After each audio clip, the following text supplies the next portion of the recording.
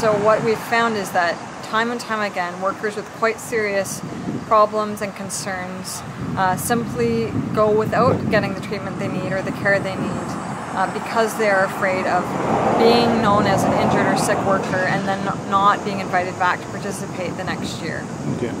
And so some of the main policy changes that could help to address this inherent vulnerability would be things that would give workers more empowerment so that they're not living in this fear of losing their positions. Starting at a basic community level, having more community integration, having more service providers that speak workers' languages or that are from similar cultures and countries of origin would help to bridge the sense of isolation and really do active outreach to this population at the hours and times and locations that they are available. So this would involve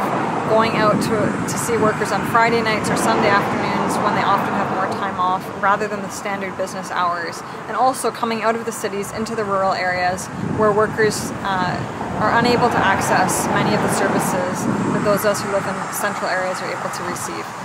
So that's at a very basic level that anyone could get involved with in terms of helping to bridge that gap. At the bigger policy level though,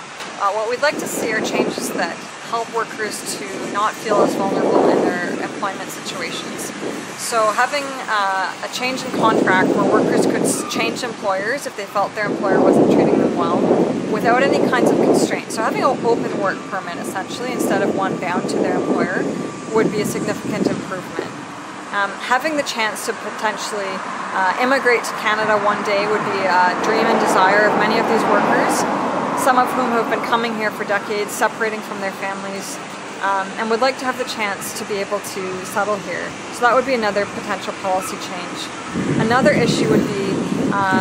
having it so that workers have an appeals process if they are fired before they can be simply just sent home, and also that they would have some sense of job stability so that they could